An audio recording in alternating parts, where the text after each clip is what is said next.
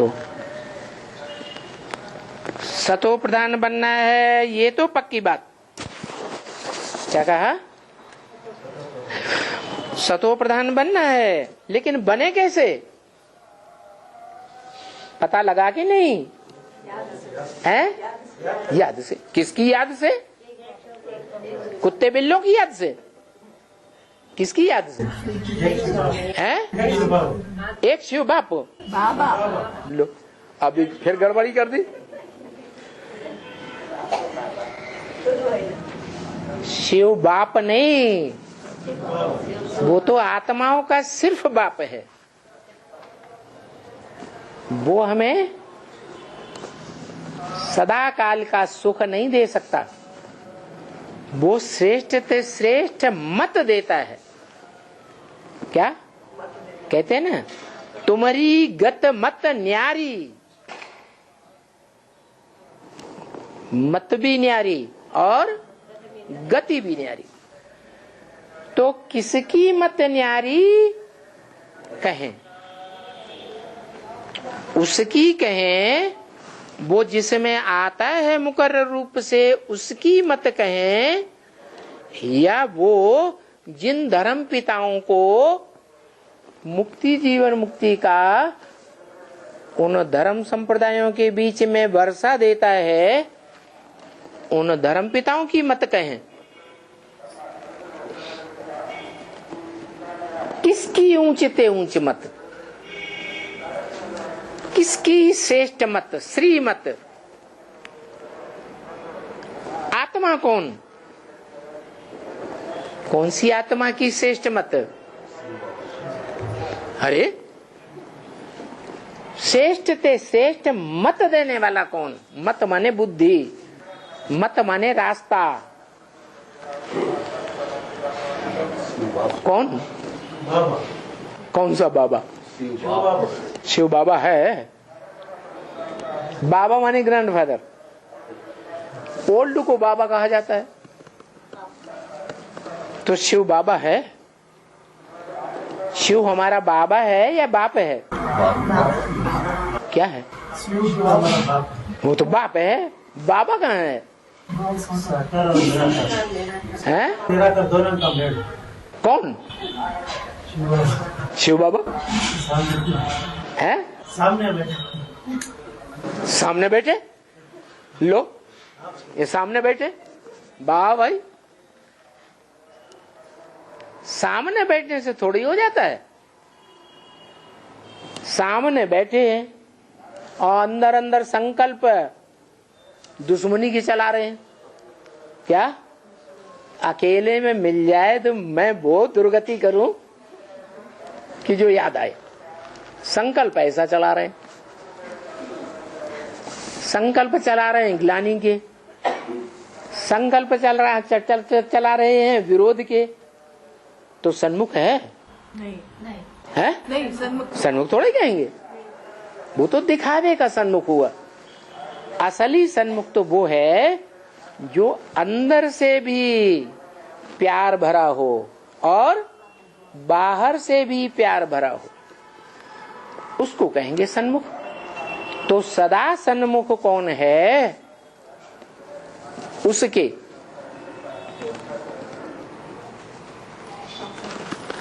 किसके सन्मुख? जो श्रेष्ठ मत देने वाला है। श्रेष्ठ ते श्रेष्ठ मत देने वाला वो है या श्रेष्ठ ते श्रेष्ठ मत देने वाला वो है?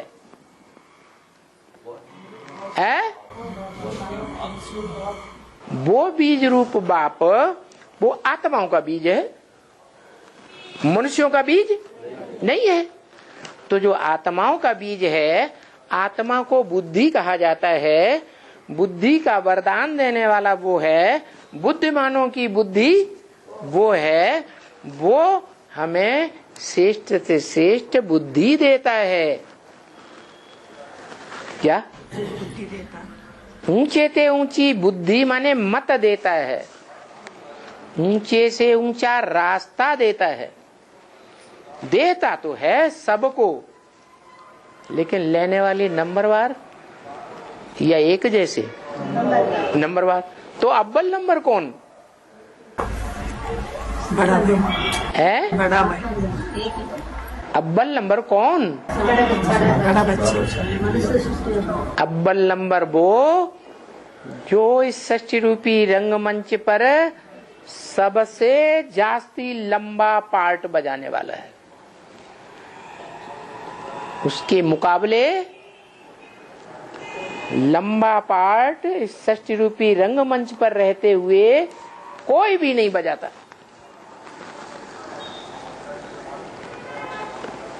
जिसके आधार पर वो त्रिकालदर्शी कहा जाता है। उसके त्रिकालदर्शिता का आधार कौन? किसके आधार पर वो त्रिकालदर्शी? साकार के आधार पर, बड़े बच्चे का आधार पर। हाँ, आत्माओं में आत्मा रूपी जो बच्चे हैं, भोगी बच्चे जो हैं, उन भोगी बच्चों के बीच में जो बच्चा सबसे जास्ती लंबी आयु वाला समझो, इस षष्ठी रूपी रंगमंच पर तीनों काल के पार्ट को भी क्रॉस करने वाला, उस बच्चे को वो आधार बना लेता है। वो तीनों काल क्रॉस करके जब आता है तब वो त्रिकालदर्शी हुआ। तीनों काल को क्रॉस न करे और पहले ही शरीर छोड़ दे, जैसे इब्राहिम, बुद्ध, क्राइस्ट, ये तीनों काल को क्रॉस करके जाते हैं क्या? नहीं, बीच में ही शरीर छोड़ देते। तो जो आत्मा तीनों काल को क्रॉस करने वाली है उसको कहा जाता है कालों का काल। क्या?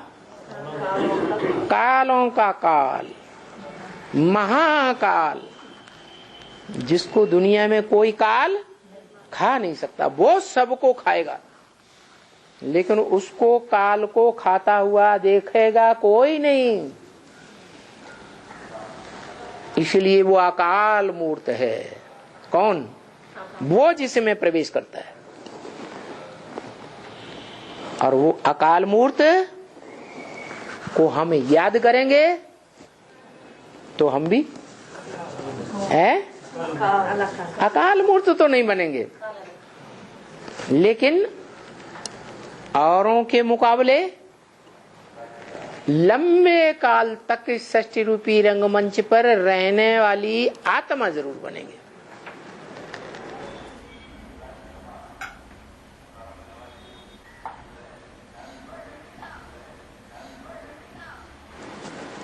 तो बताया सतो प्रधान कैसे बने? कैसे बने? अरे अरे हैं? अरे किसकी याद से? हैं? जिसको कोई काल नहीं खाता, जो तीनों काल में इस सृष्टि पर मौजूद रहता है, उसकी याद से हम भी सतो प्रधान बने। उससे ज्यादा तमो प्रधान कोई नहीं बनता और उससे ज्यादा सतो प्रधान भी कोई नहीं बनता। जैसे को याद करेंगे वैसे हम भी बनेंगे। तो बताया, बाबा ने तो बताया है क्या? माम एकम याद करो। सतो प्रधान बनने के लिए क्या करो? माम एकम याद करो। किस आत्मा ने बताया?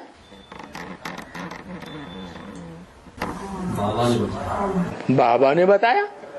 अरे दुनिया में बाबाएं तो बहुत हैं, राम रहीम बाबा, ये कितने बाबा निकल पड़े। साकार निराकार का साकार निराकार का मेल बाबा ने बताया। आप खुद नहीं का निराकार और साकार के मेल बैठे हैं। आपकी आत्मा निराकार, आपका शरीर साकार, आप साकार निराकार का मेल ही तो हैं। तो साकार निराकार मेल, इसको याद करें। शिव जिसमें प्रवेश हैं? शिव बाप जिसमें प्रवेश है। शिव बाप जिसमें प्रवेश है कैसे पता चले? है ज्ञान देते हैं, हम समझते हैं। आसाराम बापू ज्ञान देते हैं, बहुत बढ़िया बढ़िया नई नई बातें, नई नई कथा कहानियां सुनाते हैं, बहुत बहलाते हैं। कितना ज्ञान देते हैं, लाखों करोड़ों की पब्लिक इकट्ठी हो जाती,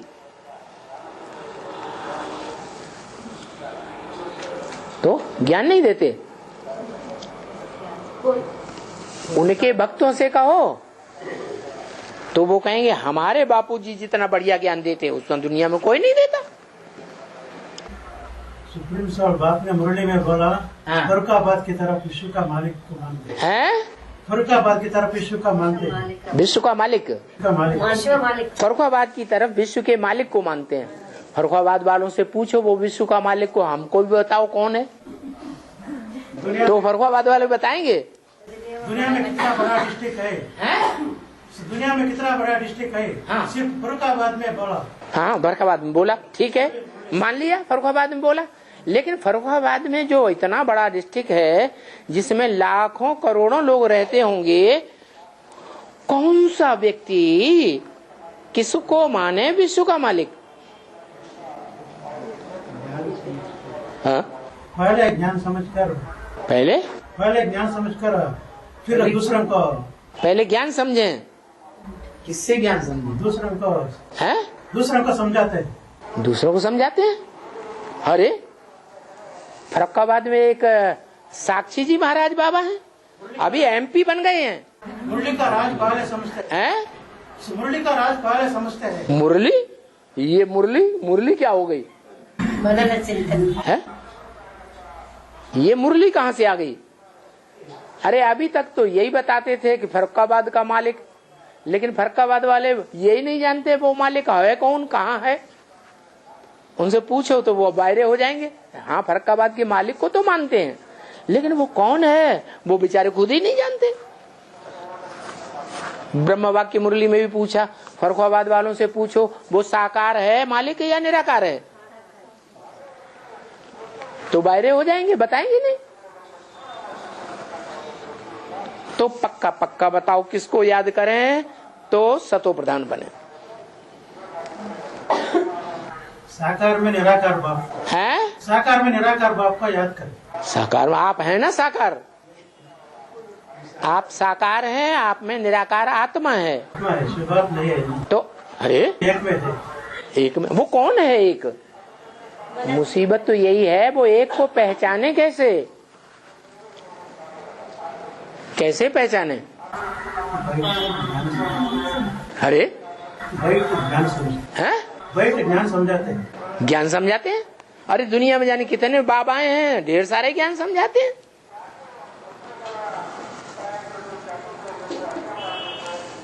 है?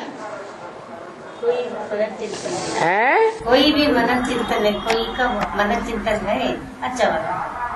अच्छा, माता जी ये बता रही हैं कि जो कुछ भी मनन चिंतन मंथन न करे, एकदम संकल्पों को फुल स्टॉप कर दे, ब्रेक लगा दे, मनन चिंतन से परे हो जाए, नो संकल्प एट ऑल, ऐसी स्थिति में स्थित हो जाए,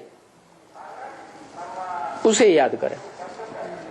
क्योंकि जो मनन चिंतन मंथन करेगा, मन का उपयोग करेगा, वो तो मनुष्य हो गया, और मनुष्य भगवान होता नहीं। मनुष्य किसे कहा जाता है? जो मनन चिंतन मंथन करे सो मनुष्य, जो मनन चिंतन मंथन न करे वो जानवर। अरे तो जानवर भी तो मनन चिंतन मंथन नहीं करते, तो भगवान माने? भारत के शास्त्रों में तो जानवरों को भी भगवान मान लिया है, माछले को भगवान मान लिया, मत्स्यावतार है, ग्रीव अवतार, शुकर अवतार, सुअर को अवतार मान लिया। तो जानवरों को भगवान मान लें, वो तो मनन चिंतन मंथन नहीं करते। वो मनुष्य नहीं है, और मनुष्य को भगवान नहीं कहा जाता। इसलिए हम जानवरों को, कीड़े मकोड़ों को, किसी को भी भगवान मान लेते, चलेगा? नहीं, मनन चिंतन मंथन कर सकता हो, चाहे तो मनन चिंतन मंथन करे और चाहे तो न करे। मनन चिंतन मंथन करता है, इसका मतलब आकारी स्टेज हो गई, और मनन चिंतन मंथन नहीं करता है माने निराकारी स्टेज हो गई। और साकार में ही मन बुद्धि से रमण करता है तो साकारी हो गया। ब्रह्म वाक्य भी है मुरली में, तुम बच्चों को 1 सेकंड में साकारी, 1 सेकंड में निराकारी, 1 सेकंड में आकारी बनना है। ऐसी प्रैक्टिस करनी है। तो ये बात देखनी है, क्या इस मनुष्य सृष्टि में कोई आत्मा है जो मनन चिंतन मंथन से भी परे स्टेज में चली जाए, सूक्ष्म वतनवासी हो जाए?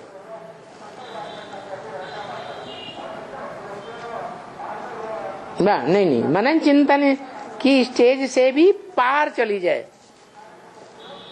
जैसे सूक्ष्म वतनवासी देवताएं ब्रह्मा विष्णु शंकर,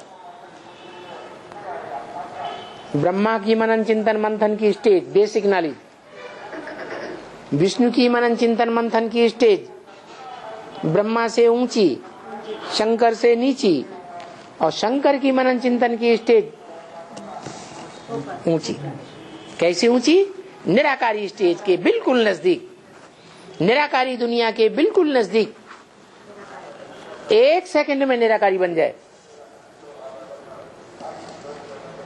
1 सेकंड में निराकारी स्टेज से नीचे मनन चिंतन मंथन की स्टेज में आ जाए, और 1 सेकंड में मनन चिंतन मंथन की स्टेज से भी नीचे साकार इंद्रियों में चाहे तो रमण करे।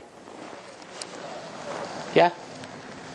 जब चाहे साकारी बने, जब चाहे आकारी बने, और जब चाहे निराकारी बने।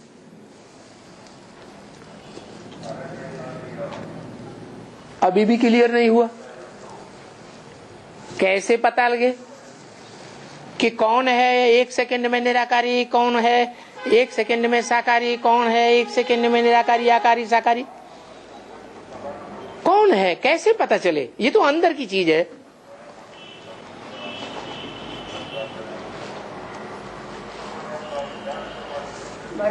हैं? तो पता कैसे चले? मुरली में बताया, ब्रह्म वाक्य में बता दिया।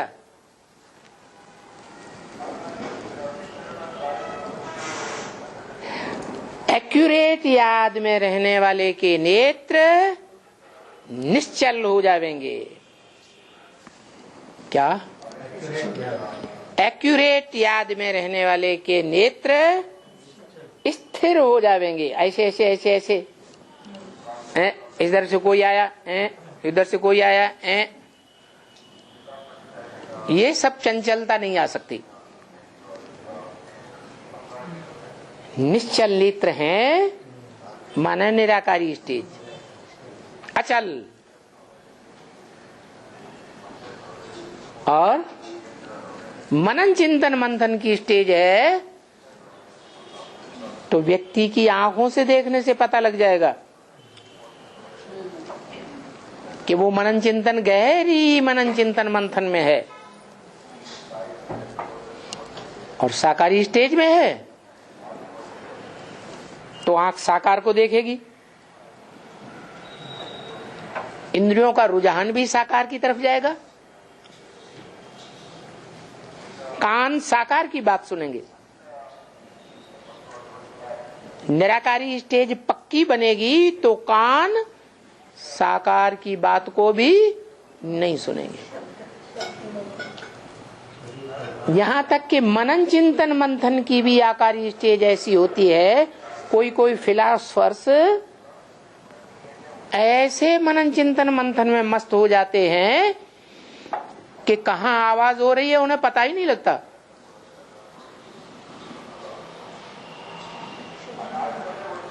तो ये निशानी बताई क्या, ये भी बोल दिया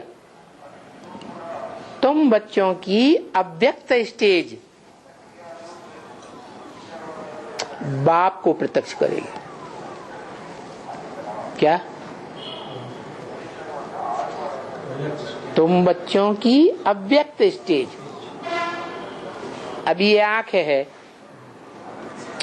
आपकी आंखों में आंखें डाल के देख रही है, आप समझ रहे हैं कि ये साकारी है या आकारी है या निराकारी है? कैसी आंख है? हैं? तीनों लोग। अरे ये आंख आपको अभी देख रही है या नहीं देख रही है? देख रही है तो साकारी है या निराकारी या आकारी? साकारी है।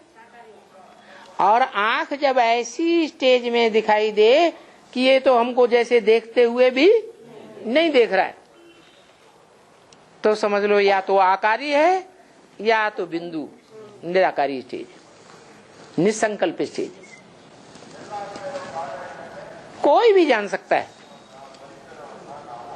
साकारी साकारी को पकड़ेगा, साकारी आंख साकार को पकड़ेगी। जो निराकारी स्टेज है वो निराकार की याद में रहेगी। आकारी स्टेज है वो नई दुनिया के मनन चिंतन मंथन में रहेगी। नई दुनिया में जाने के लिए क्या क्या प्लानिंग करनी है उस सब प्लानिंग में मस्त रहेगी। दूसरों की सेवा में मस्त रहेगी, सेवा के संकल्प चलाएगी। ईश्वरीय सेवा के संकल्प वो भी आकारी, नई दुनिया की प्लानिंग वो भी आकारी। और कुछ भी याद नहीं, कोई संकल्प नहीं, कोई साकारी आंख में याद नहीं, दृष्टि में याद नहीं आता, तो वो है निराकारी। ऐसी निराकारी स्टेज में थोड़ा समय भी अगर कोई टिके, वैसे बाबा तो ये बताते हैं ब्रह्म वाक्य मुरली में कि तुम बच्चों की याद की 8 घंटे की स्टेज तुमको संपन्न बनाई देगी। कैसी स्टेज? 24 घंटे में 8 घंटे निसंकल्प स्टेज रहेगी तो तुम संपन्न बन जाएंगे।